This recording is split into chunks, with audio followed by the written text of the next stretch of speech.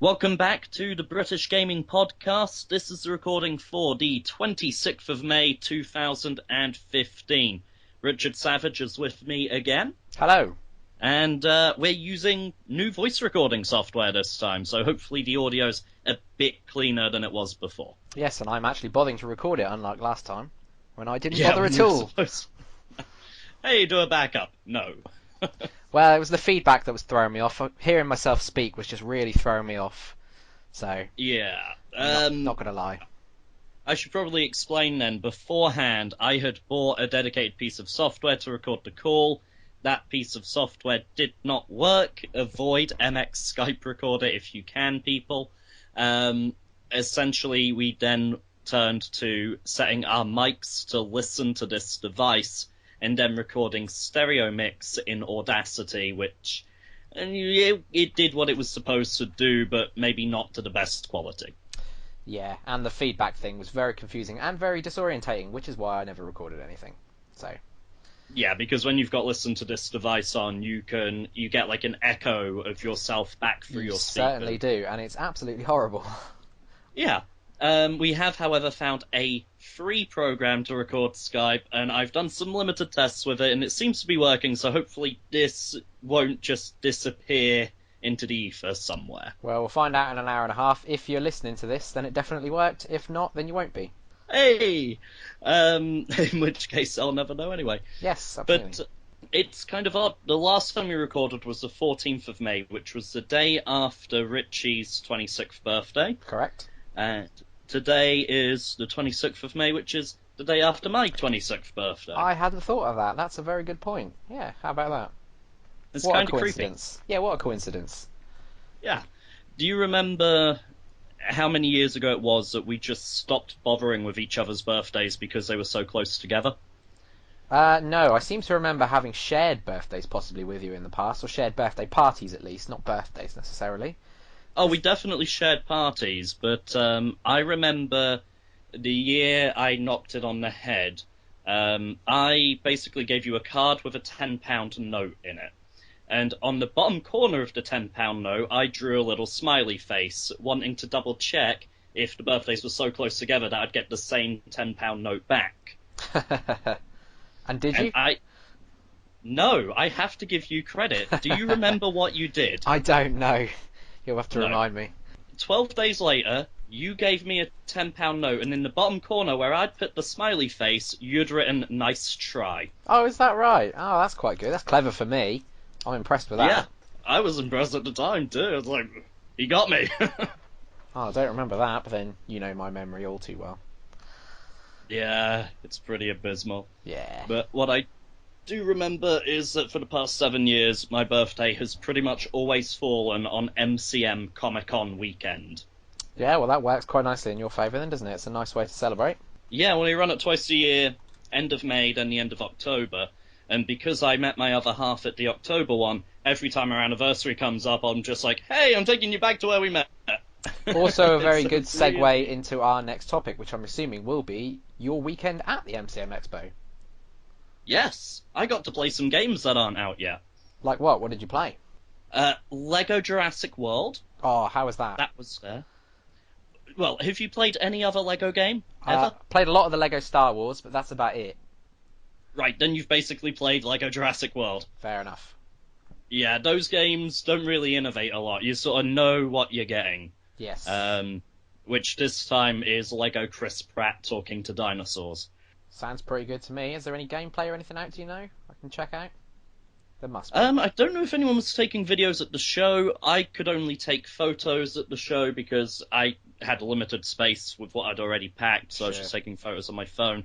I'll probably put some MCM photos up on the video version of the podcast so that people can, see some of the booths and that. But yeah, there just really wasn't a lot to see with Lego Jurassic World.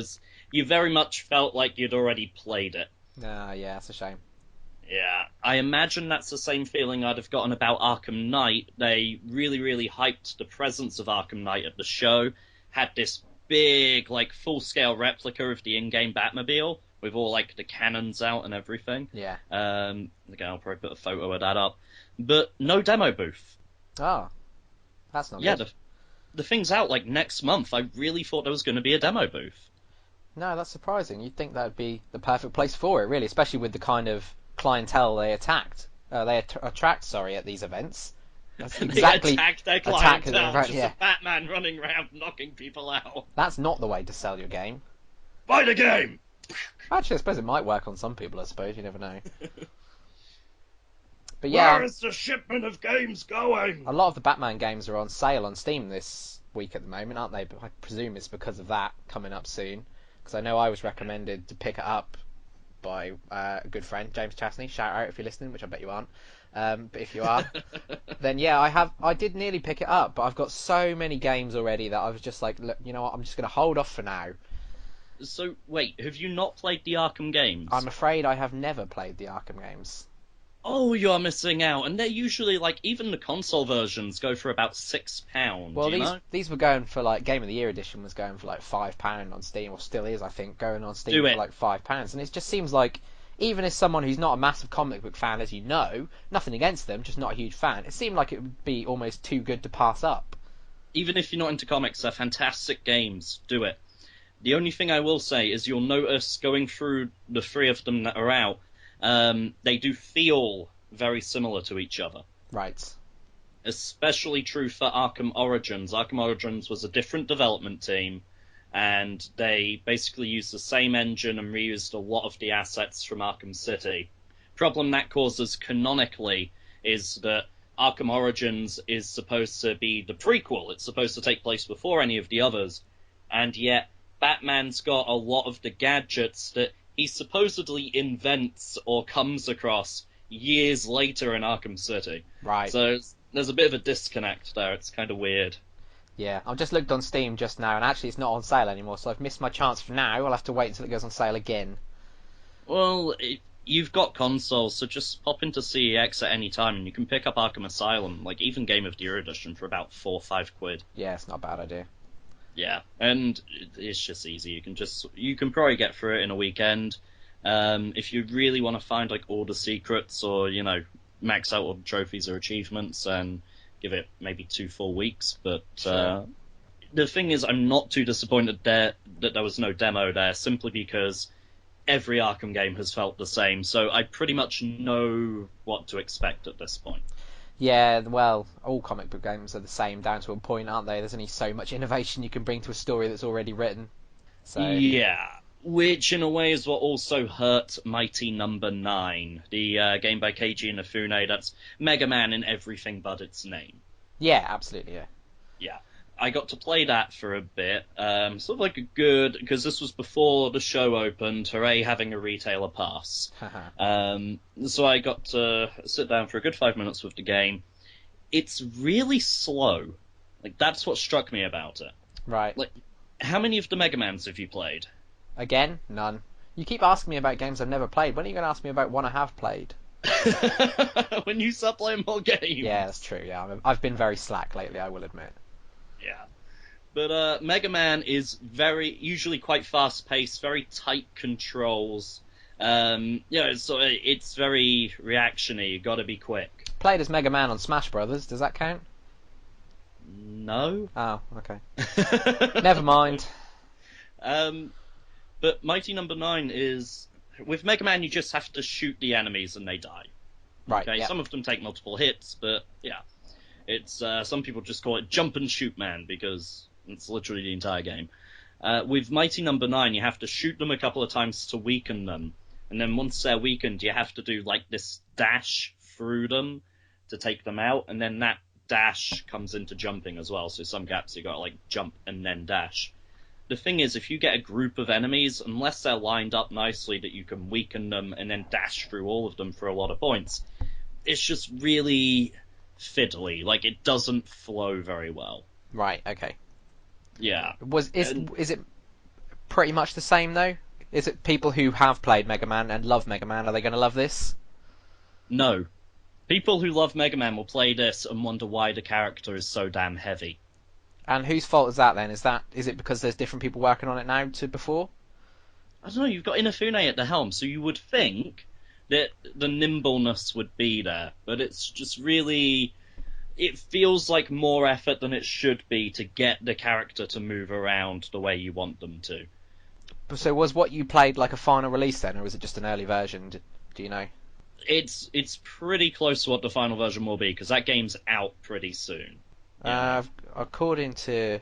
Oh no, sorry, I'm looking at something. This says September 2015, which is still a way off yet, I suppose. It's still 4 months, isn't it? But I suppose 4 months is kind of like the brushing period rather than the concept period, isn't it? So. And I mean, with a lot of games, I believe Mighty Number 9 is now getting a physical release, so you got to think how much of that time is sending it off for ratings, for discs to be pressed, etc. Then you got to ship it to retailers. It's usually shipped to retailers about 2 weeks in advance. And they have been working on it for 2 years, according to this. So I mean, it should be done by now. Yeah, I wouldn't expect the controls and how it feels at its core to change now. And the other thing it suffered from was, have you ever played a game where like it just interrupts you every 5 minutes for a cutscene? Yes, absolutely. Yeah, it's got that really bad on the first level. Yeah. So I was just hitting start, like, I don't know what the story is. At that point, you don't care, do you? At that point, you just want to play some gameplay. Yeah, I was just like, I'm here to see how this feels. Skip, skip, skip, skip, skip, skip. It's almost as bad as DuckTales Remastered for unnecessary cutscenes. Well, another game I've almost bought but never played the original, so didn't in the end. What is wrong with you? I think our gaming tastes just differ very slightly, to the point that all the games you talk about I've never played. Oh, fair enough. I'll tell you what I did do at MCM that allows me to play a lot of games that you have played. Right. I finally bought a replacement Sega Saturn controller. I saw your picture of that. I think it might have been on Twitter or Instagram or something like that. Yeah, Twitter, Instagram, Facebook. I tend to just, like, have you heard of Hootsuite? It pretty much just posts the same thing to all of your social medias. Oh, yeah. I have never heard of that one, but I know the type of thing you mean. No, that was really cool. I mean, how much did that set you back? That can't have been too bad. 15 quid. Well, that's not too bad considering how hard they are to come by these days. I'd say that was a pretty good bargain, really. Yeah, well, I go on eBay and all I ever find are the repro ones, you know, where someone's, like, just cast the plastic and put a circuit board and that together themselves. And the A button is kind of sticky, though, and I was going to ask you, because I know you've got a few of the older consoles knocking about. Yeah. Is there anything you do for, like, preservation and cleaning and just sort of general maintenance for things like that, where the buttons get a bit spongy and whatnot? Well, sometimes it's a bit hard to. I mean, I've got a Nintendo 64 controller somewhere where the actual sort of thumbstick itself, the actual middle stick, is just completely gone. It's just completely dead. I can't do anything with it. It sits to one side. Like you hold it up in the middle, you know how they sit, and it just flops down. It's nice. Absolutely painful. So I've just given up hope with that. In theory, sounds like you in the mornings. Yeah, very good. I could probably YouTube it, and someone will probably have a guide out there somewhere. But to be honest, I don't do a lot of routine maintenance on that sort of stuff. I tend to just chuck it away and buy a new one because I'm completely lazy like that. I've done. This is why I never have any money. No. I've done like some routine maintenance on stuff. Like at one point I customized some Xbox 360 controllers, like changed the shells to be blue and white because everything I do has to have blue and white on it. Yes, I've always wanted to do that actually. That's always been on my to-do list. It's surprisingly easy with an Xbox 360 controller. They come apart and go back together so well, you know. Yeah. Like I've had to open up a PlayStation 3 controller before because for some reason the right analog stick was moving the camera whether you were touching that right analog stick or not. Yes. And I opened it up and like immediately those goddamn shoulder buttons that everyone complains about just fell out over the floor. And that was a nightmare. I still couldn't get the damn thing working. Cleaned it all out. There's nothing on the contact or anything to, you know, cause an input to be detected. I can't figure out what the bloody hell's wrong with it. I have actually got a Xbox controller for the PC, so I suppose technically not an Xbox controller, but you know what I mean. They're the exact same controllers. Windows for PC, and I've actually got one where the right stick leans a little bit to the left. If you bump it slightly, it will stick and hold, which becomes a bit of a problem when I'm playing Euro Truck Simulator, where the right stick I've got mapped to look around. And when right, you're trying to drive, and it looks like the guy's fallen asleep or something, because his head kind of slowly tilts to the left and down a bit, and it looks like you're falling asleep, which is actually kind of funny to watch. But after about the third or fourth time, it gets a bit frustrating. So maybe that's something I need to do. You just start listing, don't you? It's like any game you play, you just start listing to the left. Yeah, a bit like falling asleep in real life, which of course I've never done behind the wheel. For a moment there, I thought you were just going to leave that at, which I've never done. Yes, I'm 26 years of age and I've never slept. Oh, how much better would life be if you didn't have to sleep? Wouldn't it be fantastic? Think how much more you'd get done. I enjoy sleep too much. I enjoy sleeping as a biological need, but imagine if you didn't need to. Imagine how much more you could get done with those extra 8 hours or whatever that you sleep every night. I wouldn't have a backlog. Well, no, nor would I. I probably wouldn't have a gaming backlog. I'd probably actually have a talent of some kind. I'd actually have time to learn something instead of wasting all my time. Actually, that's a lie. I'd probably just waste the 8 hours on Reddit or something. Well, extra 8 hours of Reddit. Fantastic. You're learning programming. You're doing a, at-home course in the evening. So you're doing something, man. Yeah, that's true. Programming seems to be going well, but the controller, I've had 2 suggestions made to me. So one is to get a dry cloth, dab it in rubbing alcohol, and then sort of wipe that over the controller, because apparently that will also go down the sides a little bit and help with the sponginess of that A button.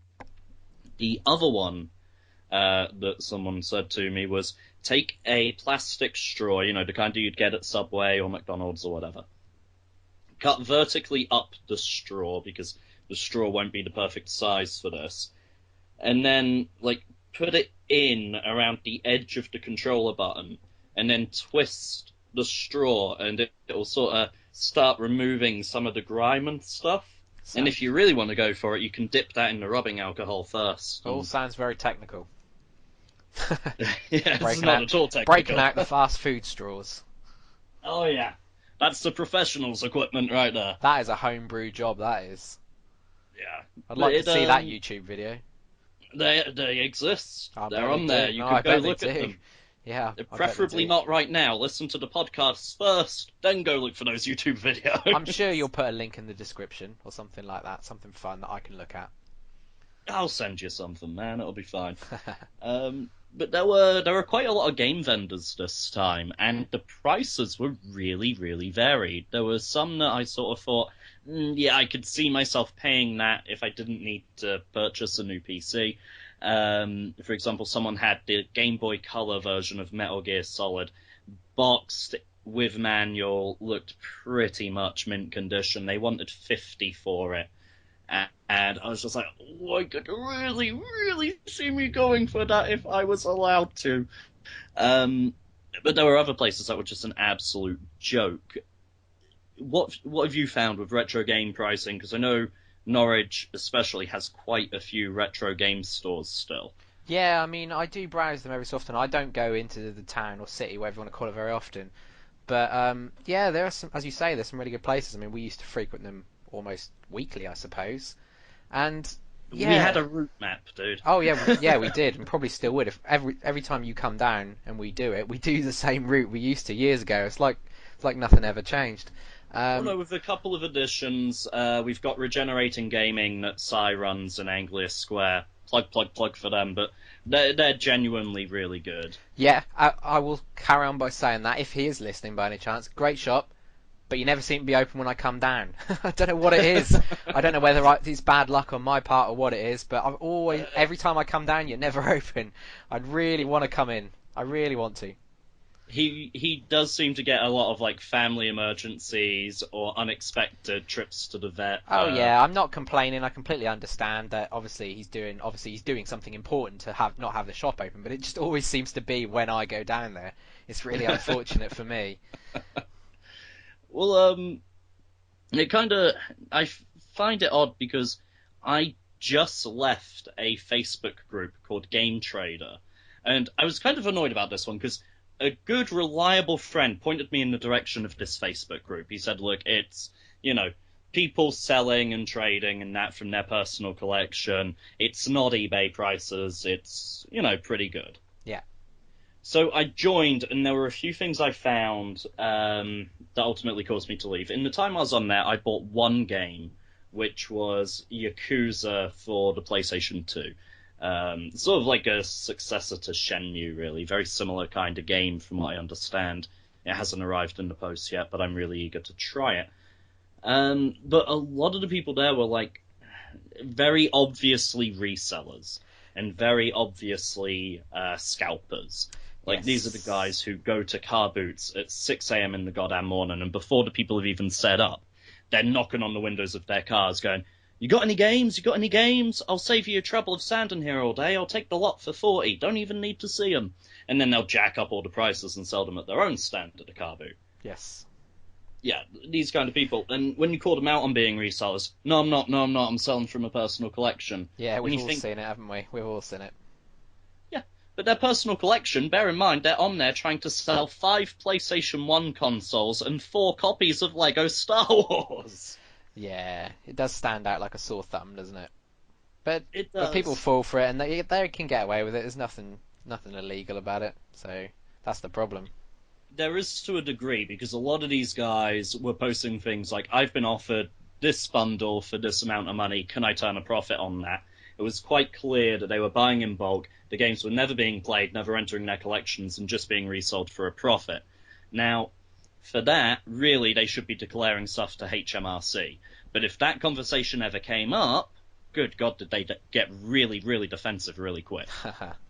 Like, none of them are declaring that income at all. No, of course not. They're not in the game of doing that. No, but I think maybe the biggest mistake, they were making a lot of rookie mistakes, and I don't know how many of these you've come across, so I'm going to go through a bit of a list here, and if you've had personal experiences with it, then jump right in. So the first thing they do is they use Amazon and eBay Buy It Now listings as a price guide. Yeah, I mean, when I look for sort of retro games and stuff, one of the first places I go is Amazon, because it's one of basically the place that sells everything, where I buy pretty much everything. Although I know I shouldn't, because Amazon aren't always the best company for ethics, etc.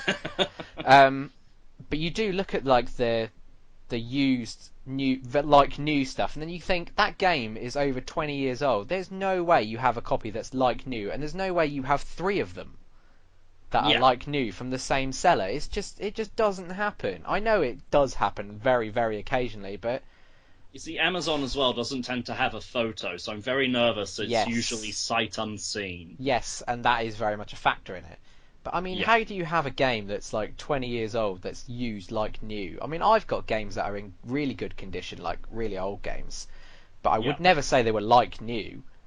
I've taken damn good care of my games. The only game I would say is like new, however, is my sealed Black Label copy of Final Fantasy IX. There's not even a scratch on that seal. Well, I think that's a fair description of like new. Yeah.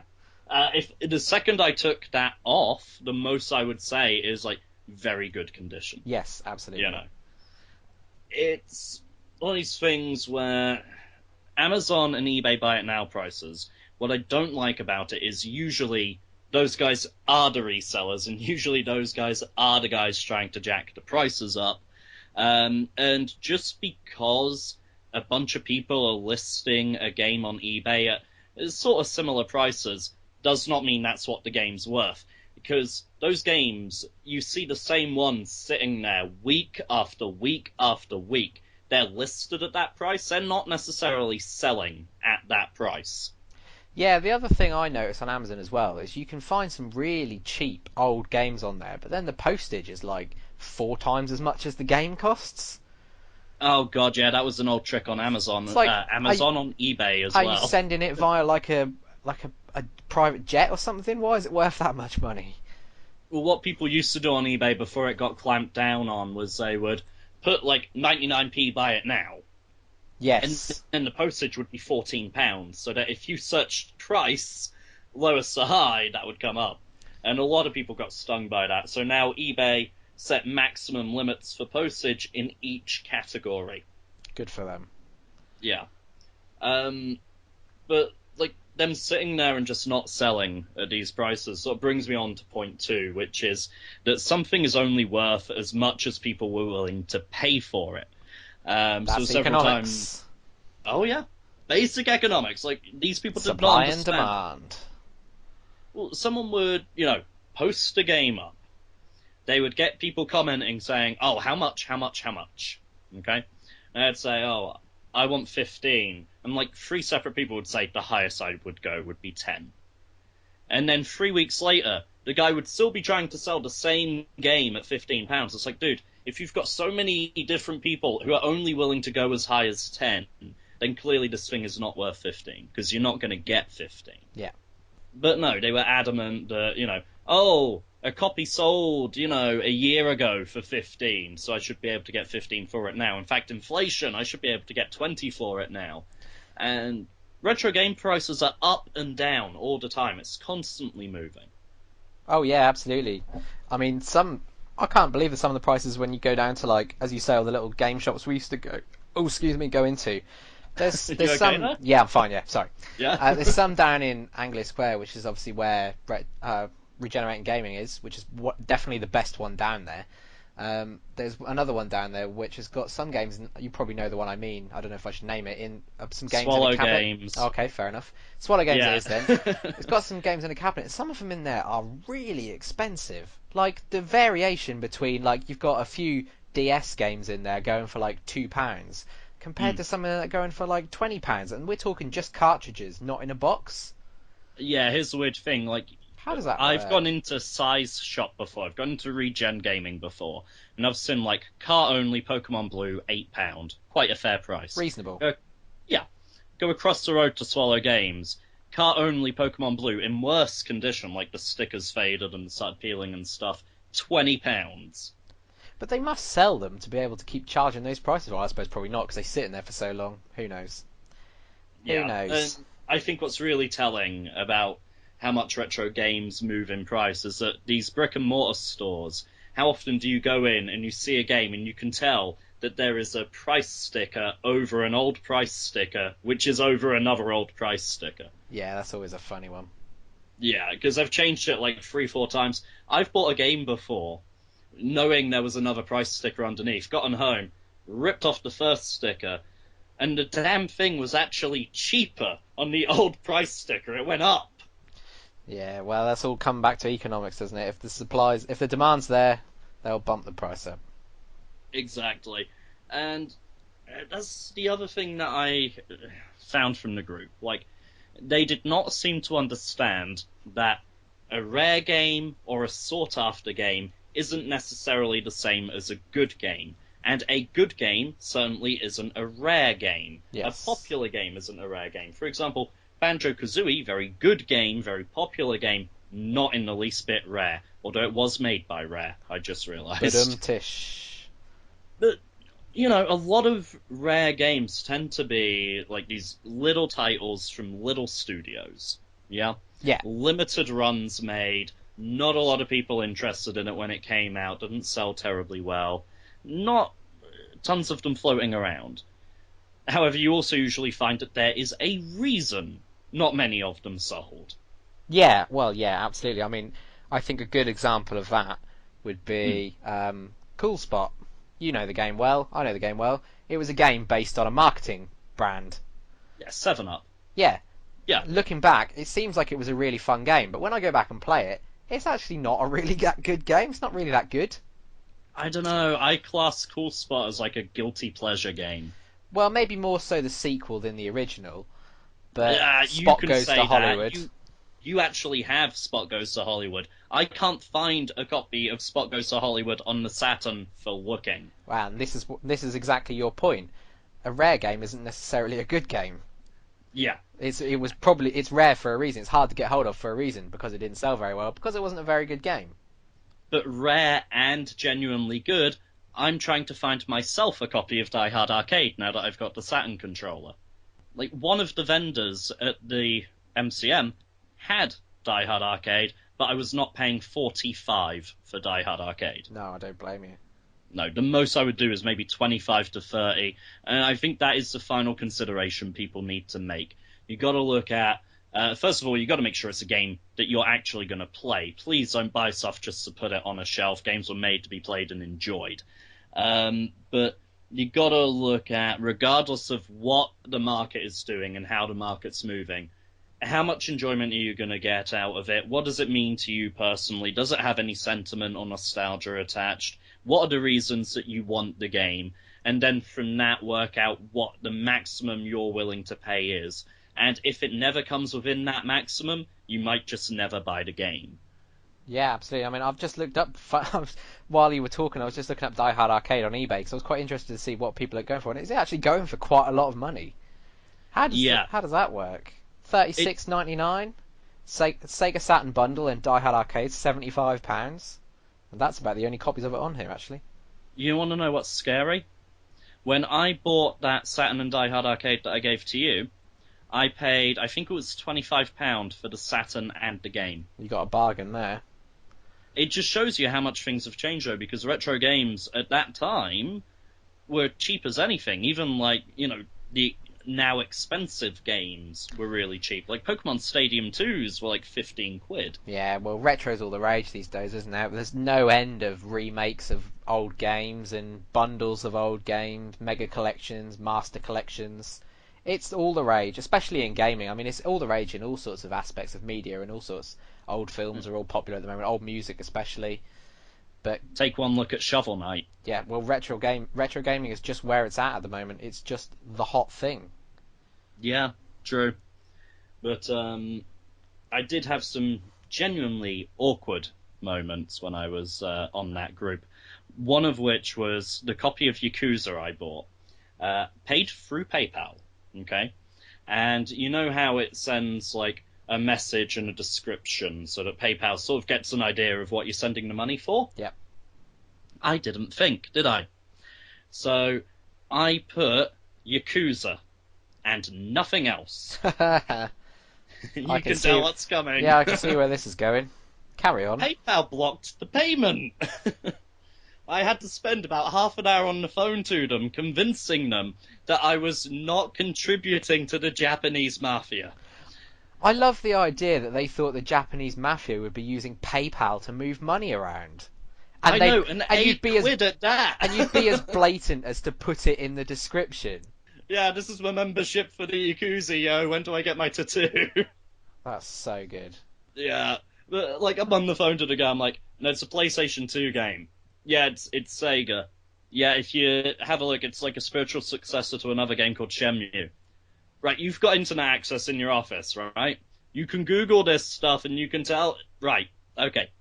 Would you please now let the payment go through? I want my damn video game. What a fantastic idea. I just love that idea that if you were going to do something as blatant as transfer, or basically money launder, you'd do it through PayPal and put it in the description. Money laundering, like you'd put a PayPal description of drug money or something like that. I know, right? So blatant. That's fantastic. Just a message to the guy this is for Friday night's weed that I owe you for. You know? This is why people moan about PayPal, I suppose. But I hear you've got a good story about PayPal. Yeah, PayPal are the reason that I don't have my new PC yet. So anyone who watches my YouTube channel will know that my PC, Betsy Mark II, as she's called, I've had her for about 7 years, and the old girl's finally died. It was going to happen. Rest in peace. Oh, yes. I'm sat next to her right now. But I'm recording, right now on my laptop. The problem is this laptop, I got it so that the missus could browse the internet and stop moaning at me for hogging the PC all the time. It's really not built for games design. It cannot run Photoshop or Premiere Pro very well. The most recent episode it had remade, repackaged, rebooted was hell to edit. It really was. It was frame stuttering when I was trying to preview the footage and all sorts. So I did 48 hours of overtime, and then combined that with my birthday money from yesterday to give myself a budget of $700 for a new PC. Found a PC that sort of did everything I wanted it to do in budget through eBuyer.com. Okay? Great. Start putting in the details. I didn't have an eBuyer account, so I set one up. I manually typed in my billing address, manually typed in the delivery address as my current address here. And I appreciate I've not been in this house for very long. Okay? Then checked out using PayPal because I thought, well, I've not used eBuyer.com before. They've got a good reputation, but at least if I go through PayPal, I've got the protection. Yeah? Oh, so you thought. Oh, yeah. PayPal overwrote the delivery address to my old address, despite PayPal having my new current address. So I got the email confirmation through from eBuyer.com, and that's the first time it's showing me my old address as a delivery address. Every other screen had my current address. So I panic and I call eBuyer. And their customer service representative says to me, oh, this happens quite a lot. But we have to take the address that PayPal give us for those payments for security reasons. And actually, we're restricted. We cannot go in on our system and change the delivery address. Bear in mind, I had chosen one-day delivery. So this thing was meant to be with me within 24 hours. I was worried that this was going to dispatch to the old place, in which case I would never see it again. Okay? So the only option I had was to cancel the order. And then when the money went back into my account, reorder it again. Which kind of sucks. So the guy on the phone tells me, oh, it's a PayPal one, we're doing it so soon after you've ordered, it'll be back in your account within 20 minutes. I thought, fine, I just wait 20 minutes, I reorder. Job done. Simple, right? You'd have thought so. Yeah. 20 minutes later, no money in my account. Okay, it's still showing that the money's been taken. So I call PayPal. At that point, the guy I'm talking to at the time says, oh no, it gets sent as something called a faster payment, and that's got a maximum time scale of 2 hours. 2 hours go by. Still no money. So I call PayPal again, and they say no, refunds are anything within 30 calendar days. So at this point, I'm potentially waiting a whole month until I've got the money back in my account to then go buy the PC. And I'm thinking in my head, like, this PC could go out of stock, the price could change, any number of things could happen. I'm settled on this PC. Okay? So then I call my bank, who shall remain unnamed. Okay? And they say to me, well, at the moment, it hasn't technically left your account. So US listeners may get confused by this, but in the UK, your bank account has an account balance and an available balance. So the account balance is what's actually in the account at any given time. The available balance is how much of that you can use. So when you make a purchase, the money doesn't always go out straight away. Sometimes it will be reserved, so the account balance stays the same, but your available balance goes down to account for that transaction. And it goes on to what's called the Visa network. And it sits there until the company the money is meant for collects it. Okay? And that's where the money was. It was at that stage. PayPal hadn't yet gone onto the Visa network to collect it. And they said, don't worry, here's a fax number. PayPal will need to send certain details of the payment through this fax number, and then it will be taken off the Visa network and put back into your account within 48 hours, which is a hell of a lot better than 30 calendar days. So at that point, it seemed like I had more or less a solution. It was inconvenient, but I had a solution. Agreed? Agreed. Okay. Can you tell from my tone of voice that this did not go well? No, I couldn't, but I can't wait to hear. I call PayPal. And after an hour and 40 minutes on the phone to them, I had spoken to 2 different people and logged a formal complaint, but I did not have my fax sent. Here's what they said to me. They said that they were able to write out those details and type up the letter. They knew what the letter looked like. They have a fax machine, which they receive inbound faxes on. That fax machine is capable of sending faxes out. However, company policy forbids them from sending that fax. Sounds like that makes sense. So you've got a perfectly reasonable solution. That would work. That would make every party happy. And they can't do it. And it's not even that they can't do it. This is what annoys me. It's not that they can't, it's that they won't. But surely things like this must happen all the time. So what normally happens? This is what I said to them! And they said, and this is a bit that makes me laugh, yeah, that's why this process with faxing the document off exists. I'm like, if you're aware it exists, do it! So is it just that the person you were speaking to couldn't do it, or no one can do it? Is it like behind a locked door? Can they not get to it? What's the logic behind that? It's right there. Apparently, it's due to them being an online merchant and it not being a physical purchase. It's like, well, I don't see why there should be any difference between an online merchant and a physical brick-and-mortar store, especially in this day and age. No. The fact that the bank gave me these details, knowing it was PayPal I was dealing with, and how many of these queries the bank must get per day. You know, it seems to me that this really is something they should be able to do. I spoke a lot on that call, and at one point I think I actually had to say word for word, look, come off script for like 5 seconds, okay? I'm a human with a problem. You're a human who works for the company that's caused that problem. I am offering up a reasonable, practical solution that is relatively easy to implement. In fact, I have essentially done your job for you here in finding the solution. You are telling me that you can't act on that solution. That's not customer service. No, well, it's not something PayPal are known for, unfortunately, customer service. Here's the thing, though. I didn't want to be on that phone call. They clearly didn't want to be on that phone call. The phone call would end if they would just fax the damn thing off. So what did they say they're going to do then? What's the next step? They said it's their policy, that they're not going to do it. I've logged a formal complaint about their policy, and their complaints team is going to call me within 48 hours. We'll see if they actually bother or not. In the meantime, I got back on the phone to my bank. And I wish I could name my bank for this, because they're absolute heroes for what they did next. Okay? They couldn't believe what PayPal were up to. They said, there's no such thing as of different rules for online merchants and brick and mortar merchants. It's all sales. It's all governed by the same rules and regulations. So what they're doing is something called a visa dispute. And what they essentially said is that visa disputes aren't necessarily meant for this. Visa disputes are meant for when someone takes money and they genuinely weren't supposed to take that money. I was paying for a product. They got the delivery address wrong. It was cancelled. The actual transaction was legitimate. So really, this shouldn't have gone on a visa dispute. Yeah. However, in a visa dispute, they recredit the money into your account as quickly as possible. And then if you win the visa dispute, they just take the money out of your account when it comes back in.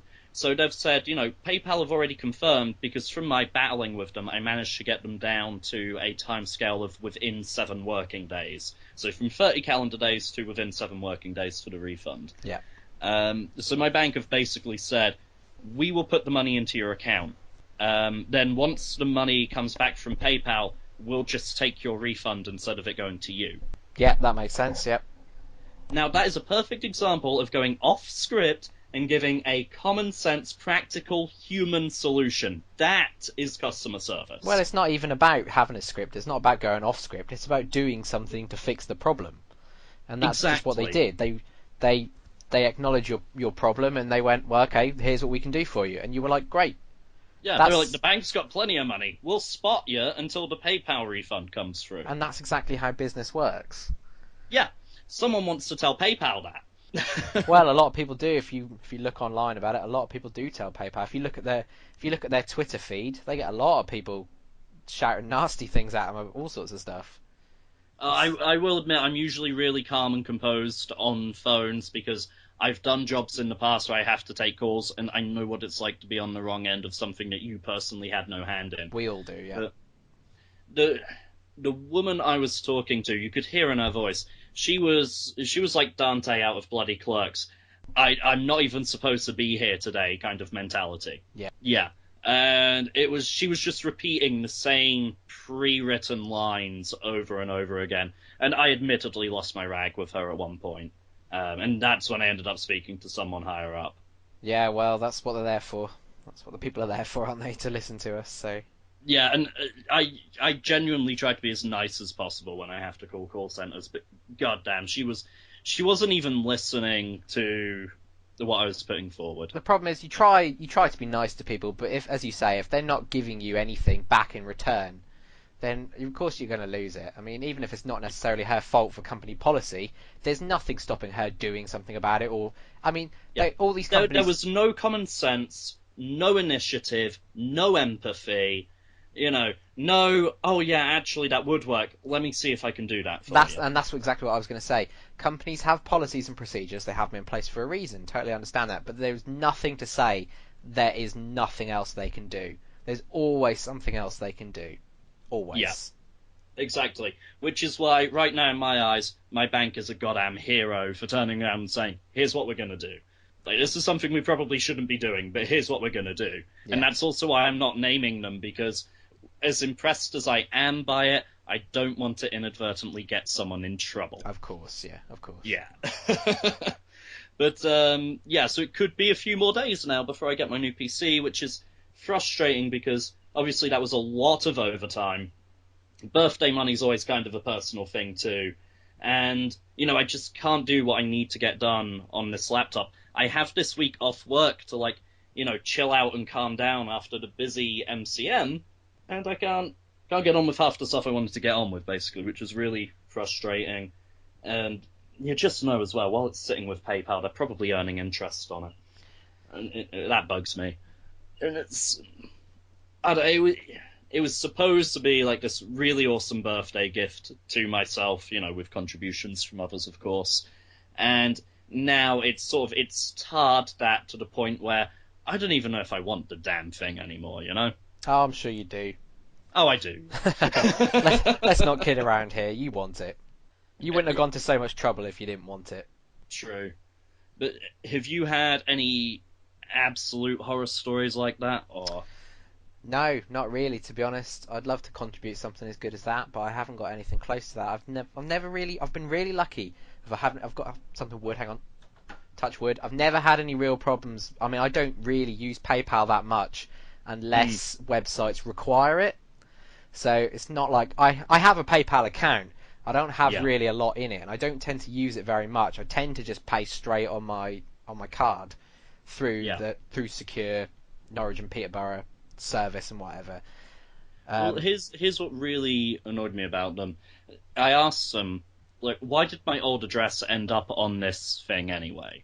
I've removed my old address from PayPal several times, and they tried to tell me it's because there are cards associated with that address, which is funny because I changed my address on the card, so actually the address those cards belong to has been changed.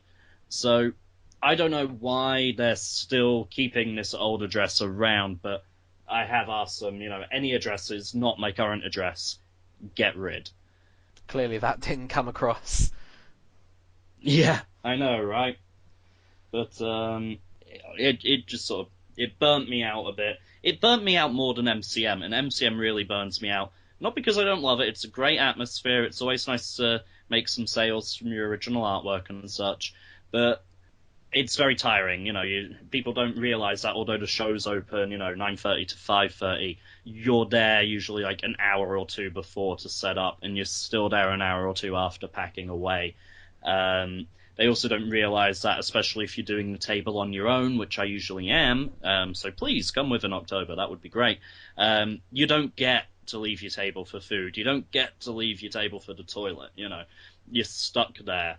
And you've got this 6-foot space to stand in pretty much the entire time. One of the days I actually counted, I was there for 11 hours straight. That's insane. I did actually see some pictures of it on my Facebook feed from a couple of people I know who went, and it did actually look like a really good show. Some of the cosplay looked really impressive. I saw all the Batman stuff, all the cars. And all that, and I saw a video as well of someone I'm subscribed to on YouTube who went to the event, and he was doing a walk down all sort of the cellars like yourself, and there was some really cool stuff there that people had made, and I'd really actually quite like to go at some point. I think I'd probably be down for that. It does look like quite an interesting experience, even as someone who's not necessarily a comic book person. It looks like there's a little bit of something for everyone. MCM is very much movies, anime, manga, video games, and some comic books. Yes. there's too much of a mix for it to specialize in any one thing. And for a long time, I went to MCM to sell because you sort of felt obliged to. The actual show had a lot of problems that I disagreed with. This year actually really improved on a lot of things. The main one being that they limited the number of ticket sales, so it didn't feel like a constant health and safety hazard to be in there with that many people. Because I'm sure they must have broken legal capacity a good couple of years in a row.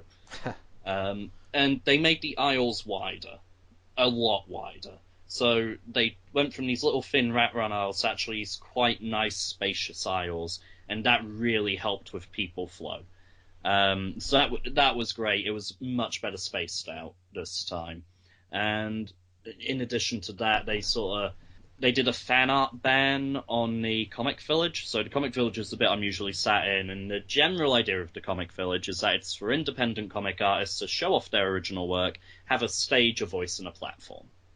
Which is, pretty admirable. Yeah, it's a fantastic idea. Yeah. And they're relatively cheap tables. Like, if you compare the price of that table to what it would be to be out on the main floor, Christ, there's no comparison. It's like triple to be out on the main floor. Yeah. Yeah. The problem is, like, a lot of people started abusing them as cheap tables. Like, the con gave an inch and they took a mile. So things like key rings and plushies and T-shirts started appearing on there. So those got banned. And it was like, you have to have a comic and you have to have art prints to be on there. Yeah, well, that makes sense. Makes sense. Yeah. And then it was filled with people just doing, like, big A3 fan art posters that had cost them something like £1.50 to print, but they were selling them for $10 each. And you see, I tried to be fair with my pricing. I try not to go more than 3 times the cost of anything. Like, my comic is £1.87 an issue for me to print. I sell it for £4. When you consider, when you go to a convention, there's travel, there's accommodation, there's food. Those are all business costs. Sure, yeah. If £4, I'm probably still losing money on each comic I sell. But I do it for the passion of it, and I'm aware this is starting to turn into a bit plug, so I'll get back to the point I was on. A lot of people are just doing, like, these quick fan art pieces, and, okay, I'm going to take back the quick, because some of them had a lot of time and effort put into them. But they were getting lots of sales on these very highly marked up items because, hey, it's got Iron Man on it, hey, it's got Sonic on it, hey, it's got Kingdom Hearts on it. And I used to do, like, a couple of fan art prints alongside my original work because you were very much expected to, if you know what I mean. Right.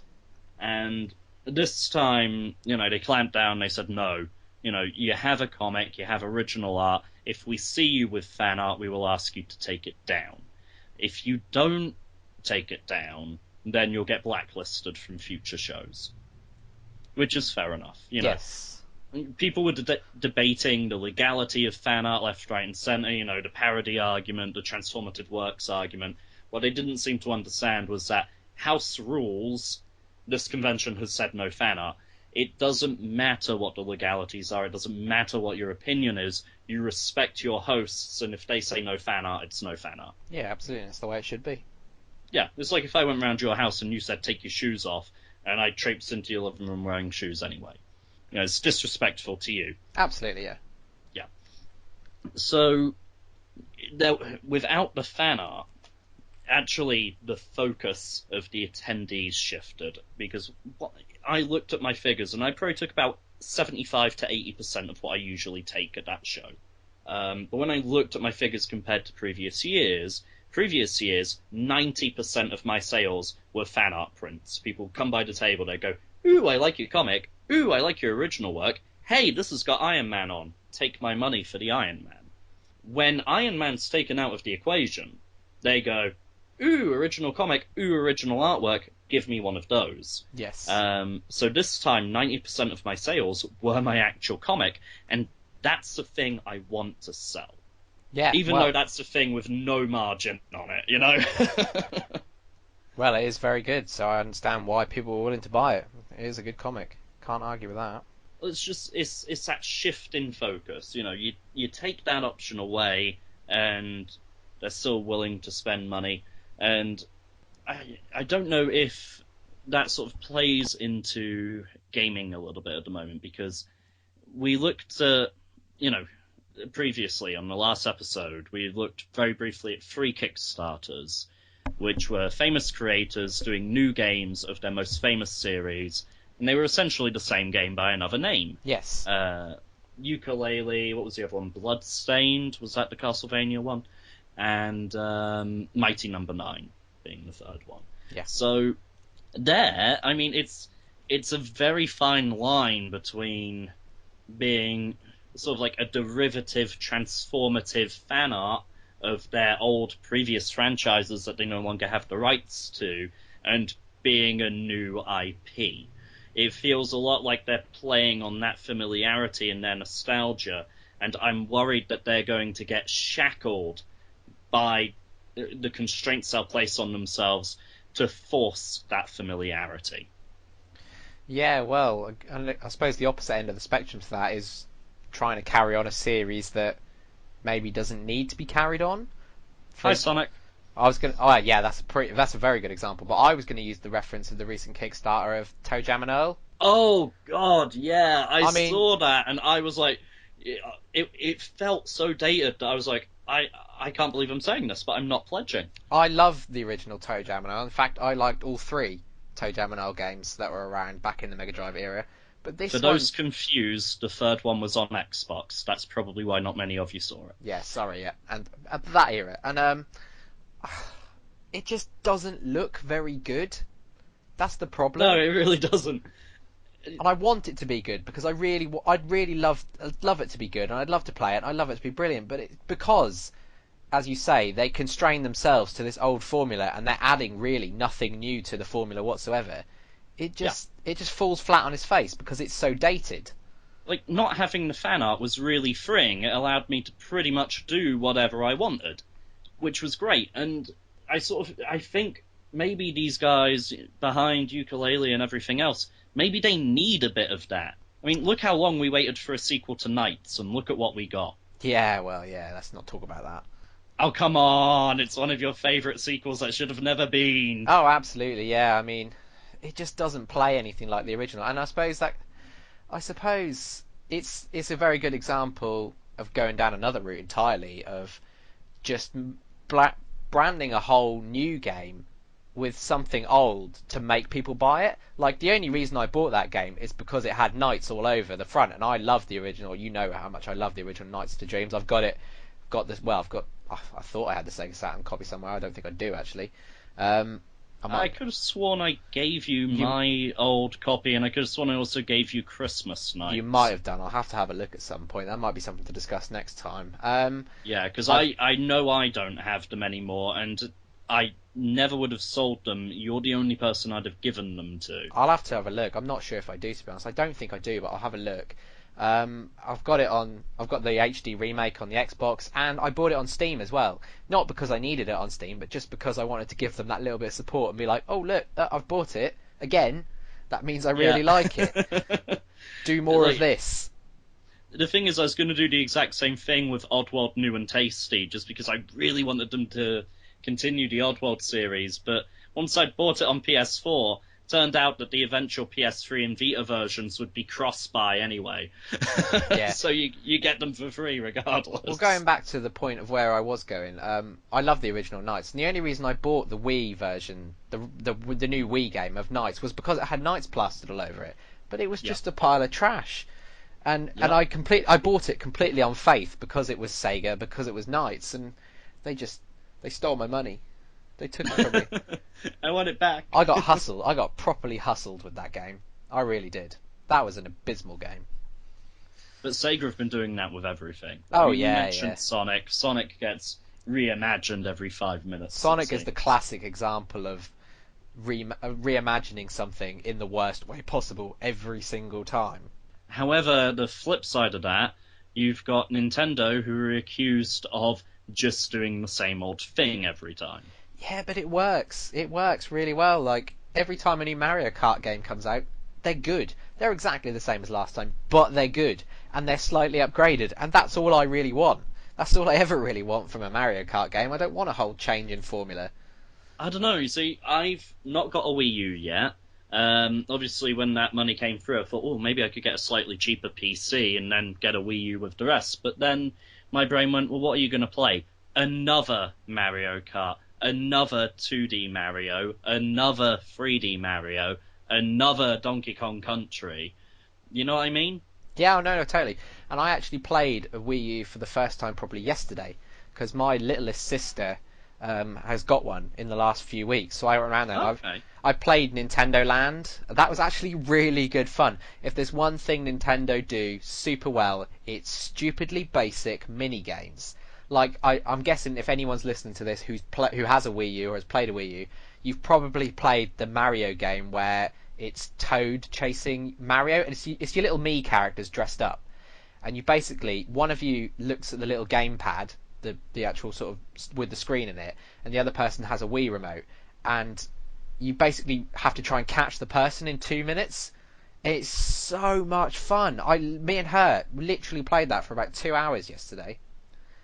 They So could do much some fun. really interesting things with the gamepad. You know, one person having that and the other three not because of the lack of information the other three players get. And that's precisely how it works. The person who has the gamepad can see the map and can see the locations of the people that are chasing them. Ah, So that gives you a heads up as to where they are. So you try and navigate. And obviously the people looking at the screen who are doing the chasing can't see where the person is unless they spot them on the screen. yeah. But they don't have a map or anything. And No. it's such a basic concept. It's so much fun. The other thing as well, just to carry on the Wii U topic, is it's actually her birthday tomorrow, and I've bought her the new Smash Brothers. So Oh, brilliant. really looking forward to playing that because I've got the 3DS version, love the 3DS version, played it to death. Is this one of those where you bought it for her as a present, but in the back of your mind you're going, yeah, I get to play it? Well, yeah, there is that to it, but she does love Smash Brothers. She has Smash Brothers on the 3DS as well. We played countless hours of Brawl on the Wii, countless hours of it. So it'd be really good fun to play that. I'm really looking forward to trying it because I've watched a lot of it on Twitch. I've spent a lot of time watching the new Smash on Twitch, so I'm really looking forward to giving it a go. It'll be really good fun. Excellent. I think the Wii U's got a lot of potential, but obviously Nintendo being Nintendo don't really capitalise on it.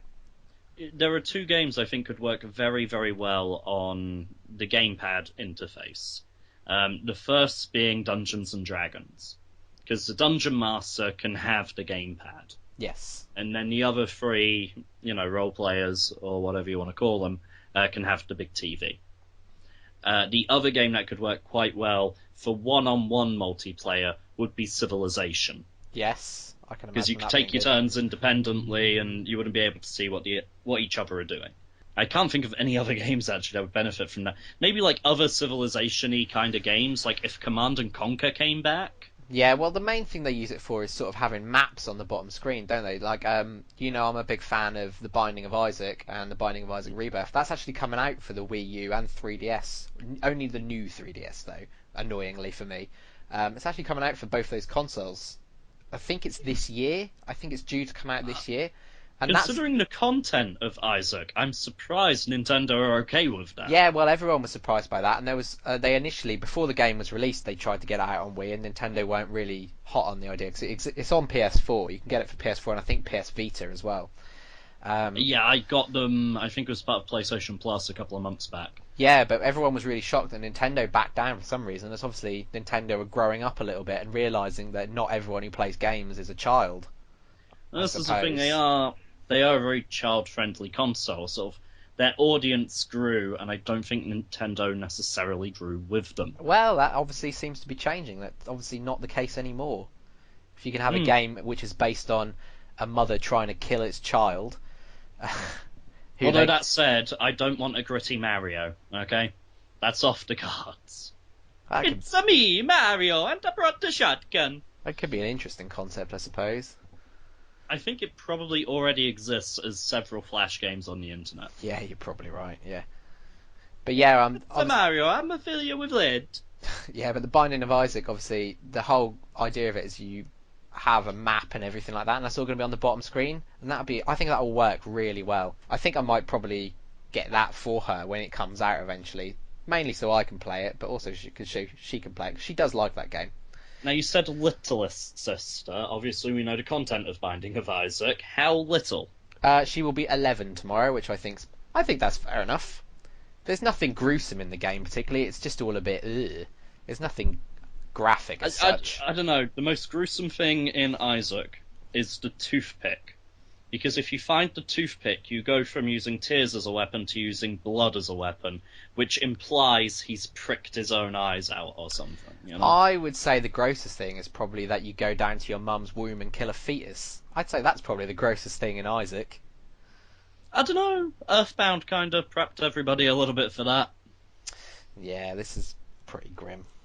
I'd say that's probably the grossest thing in Isaac. There are some weird things in it, but that's probably. Does it say something for video games that actually killing a fetus inside of a living womb in Isaac is not the first time we've killed a fetus in a womb within a video game? Yeah, evidently. Yeah, it's kind of a weird hobby, isn't it? It is a bit of a strange thing, yeah. You're absolutely right. I'm really looking forward to not any of my new games, but I'm looking forward to this Sega Saturn now that it's back with a controller and I can play anything other than Daytona USA, Sega Rally, and Sonic R, because I still had the steering wheel. Yes. And I don't know, have you ever tried Sonic R with the steering wheel? I can't say I have. I'd actually really like to give that a go. I have considered getting a wheel for my PC, and I've got a PS2 copy of Sonic Gems Collection emulated, I want to say, which had Sonic R on it, which does work okay. The only thing I found with that, just to completely sidetrack and make an irrelevant point, is if you try and play multiplayer, everything just freezes and doesn't work. So disappointed with that. Really wanted to play Sonic R on multiplayer on the PC. Didn't happen. Sonic Gems Collection. Again, sidetracking a bit, but the version of Sonic R that's on there, I believe it's the PC version, which is the version that had the weather changing. Yeah. See, the Saturn, no weather changes. But it is really... I would... I would describe the control of Sonic R as clunky at best. Yes, absolutely. Yeah, absolutely. And if you look at it in terms of actually a quality game, not really that good. It's not really a brilliant game, but obviously me and you hold such a strong feeling for it. So. It's another guilty pleasure game, isn't it? Absolutely. It's one of these games that every so often, because it only takes half an hour to beat 100% at most, every so often I will go back, delete my save file, and just run through it. Well, I don't even know where my memory pack for my Sega Saturn is, so every time I play it, I've got no choice but to beat 100% again. Yeah. But the wheel makes it feel so much looser, and you feel like you have less control, as if that was utterly possible. You know? I honestly can't imagine playing it with it, but I'm down to give it a go. I really would love to give it a go. The next time you're here, pal, the next time you're here. We'll make a challenge. We'll make a video out of it. We'll make it a challenge. Oh, hell yeah. But, I think probably the next time we'll see each other face to face, because I'm not coming down your way now until probably February, would probably be October MCM. Because I need a table buddy. Whoever's my table buddy gets to have a retailer wristband, which gets you in before hours, and a little bit after hours. You want to go, so yeah, I can facilitate that. It sounds good. I mean, I'd only have to book maybe one day off work by the sounds of it, so which is good. Well, I haven't got much holiday left, so the less I have to book, the better. What I usually do is I usually go down on the Thursday and set up, because you can set up on the Thursday. Then, obviously, Friday, Saturday, Sunday is selling, and then I never go back Sunday night because all of the trains and everything are packed. I usually go to the pub on Sunday night, let the DLR and everything else cool down a bit, go back to wherever I'm staying for the night, and then head home on the Monday morning. So I usually have to book off Thursday, Friday, Monday. Right. However, the job I have at the moment the deal is I do 35 hours a week, but I choose when those 35 hours are. So if I needed to, if I really didn't want to use any holiday, I could do really long days, the Monday, Tuesday, Wednesday, and just not go in the Thursday, Friday. That sounds like a smart way of doing it. Doesn't Yeah. That doesn't work for me, unfortunately, but my job's not that way. But A little more regimented. yeah, exactly. Yeah, the problem is because I'm phone based as well quite a lot. Obviously, I can't just fluctuate my hours. So Yeah. No, that's fine. I think one thing we can definitely do, like once I get this new PC through, is you can do share screen on Skype. So if you wanted to play some games together that way, we could. There are also a few things you can get for emulators which add network play to games that didn't have network play. So, and I believe Sonic R does have something like that actually. Yeah. I may have And read that in the past. I may be making that up. like you could, you can essentially make your player 2 someone who's controlling at the other end of the internet, and the emulator will act like they're local. Yeah, I mean, I'm just looking it up now. It does exist for Sonic R. It does exist. Maybe that's something we can look at. Yeah, exactly, and then do like some little video stream. But That would be cool. I just really need that PC to turn up now. And I apologise to listeners as well, because this podcast hasn't had a whole lot of gaming content, but it has had a lot of me moaning about PCs. I don't feel like I've even said very much either. I feel like I've just been here for the ride. I feel like I've been listening to it as well. I feel like I've been listening to the early access version. Oh god, early access. Let's not. Well, I apologise. Next week, next fortnight, whenever the next one is, will be different, because I will probably be in a much happier mood. I'll probably, by then have the new PC and be so laid back that you'll end up doing most of the talking. It's just one of those things that's really aggravated me, and I've been like, I need to talk about it. It's aggravated me more than my table neighbours at MCM. Yeah. I was basically the guys I was next to, and I'm not going to name and shame, but they turned up an hour to 2 hours late every day of the con, which is already disrespectful to the convention. It's not fair to the attendees as well, because they could potentially miss that stall. Then when they did turn up, they got an amp out, put it on the front of their table, plugged an iPod into it, and they were pretty much playing everything that's on Radio 1 at the moment on repeat. I hated Taylor Swift before. Now I actually want to make a time machine, go back in time, and prevent her from ever releasing any music ever. That's not fair. I like Taylor Swift. I watched her performance at the Radio 1 show this weekend. I enjoyed it. It was good. Well, you're in Norwich, so I suppose you went. I went to Expo and you went to that, I assume. No, I didn't go to it. I didn't even try for tickets. I wasn't really bothered, to be honest.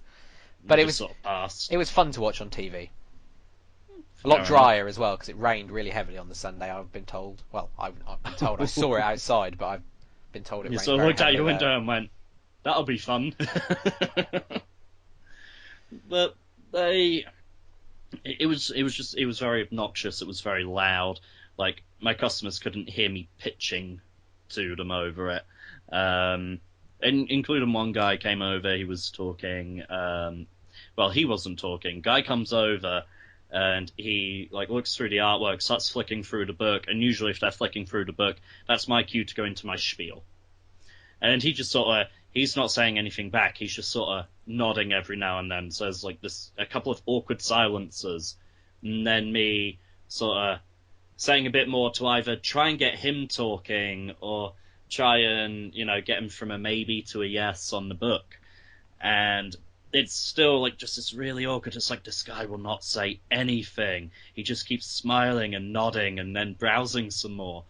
And this woman came over. I don't know if it was his mother, his carer, or what, but she apologized and explained that he was mute. Ah. Yeah, so I spent a good 10 minutes pitching to and trying to get in a conversation with a mute guy. Yeah, well, you couldn't have known that. There's no way you could have known, unless he was wearing a badge, which obviously you wouldn't. But you couldn't have known that. And the thing is, it's Expo, I thought, wow, there are social introverts here, but goddamn. This is the extreme. It was, kind of awkward. So back on point, they were, playing music the entire time. Then they got out in front of their table, which you're not supposed to do anyway, and they were dancing in the aisle. and they were handing out flyers as they were doing so. Bad enough. Then they started poaching people from other tables. Like, going over to people at other tables while the guy at the table's, like, mid-spiel. Like, pulling them away and over to their table, which just is not cool. It's incredibly disrespectful to everyone there. It's not what the atmosphere is about. It really annoyed me. Myself and several other tables spoke to them quite sternly about it. The organisers told them off about 5 separate times. At one point, they started beatboxing because they took the iPod out of the amp. They put a microphone into it. They started goddamn beatboxing. Then they started asking random passers-by quiz questions through the microphone, like, hey, what year did Batman first appear? It was just, it was horrible. It was completely inappropriate for where they were. I really hope, because of the amount of times the staff had to speak to them, they actually took the amp and stuff away in the end. They were like, look, we told you to turn off the music. You keep turning it back on as soon as our backs are turned, so you can come collect us after the show now. I really hope they've been blacklisted from future events. I even had, at one point during the weekend, it was the Sunday, I think it was, I put out a tweet and a Facebook message saying, bought issue 1 and enjoyed it. I'm still here and I've got issue 2, trying to get some return customers, because that sometimes happens. People will buy it on a Saturday, read it in the hotel room the Saturday night, they come back on the Sunday and like, I want issue 2 now, that was good. And someone commented on it within like a few minutes saying, I'd love to come back and get issue 2, but I don't want to get harassed by the guys at the table next to you again. And I had to send a screenshot of that to the con organisers, because at that point I was like, look, not only is this incredibly annoying, not only have, sellers, attendees, and staff members told them off on multiple occasions, I now have evidence it's affecting my sales. And that's not cool. I was talking about it in the pub with some of the other artists on the Saturday night, and when I was mid-story, one of them leant in and just went, oh, please don't tell me it's... and then the title of their comic, which, again, I'm not name-dropping. And I was just like, yeah, how did you know? Apparently 2 years ago, London Film and Comic Con, this person was sat next to them, the exact same thing. So they know damn well what they're doing, and they're doing it on purpose. I hate that kind of thing. And I couldn't talk about being frustrated and irritated, and that's why I'm very rambly today. Apologies to anyone who have liked to have heard more from Richie, but things like that, and just generally being tired and worn out from the convention. Again, nothing against the convention, it's just what conventions do to me. They drain me. So I don't know. I had a lot of venting to do today. Well, if we see him in October and I come with you, I'll sort him out. Nah, well, you do. You'll probably go up and sort of hesitantly say, if you could maybe possibly not do that. Okay, you're looking at me scarily, so carry on and run away. Hey, I don't know what you mean. You totally do. Yeah, I totally do. Yeah. But, no, next time I will allow you to speak more. We still haven't figured out a proper schedule or anything, but we can announce that we've got our first guest secured, which is Vinny Hill, a concept artist for Ubisoft in Osaka. He will be on the show. We're still arranging dates and times with him because obviously Japan's in a different time zone to here, and we need to make sure it's convenient for all parties. But he will be on the show. If not next episode, then the episode after. I really hope you've enjoyed it. Apologies again for my rambling. Anything you want to add, Richie? No, just that I already knew you had him in the works, but to have him secured is fantastic. Great guy, a brilliant artist, and looking forward to hearing his opinion on stuff. Absolutely. Well, thank you very much, and we will catch you all next time. Have a good evening.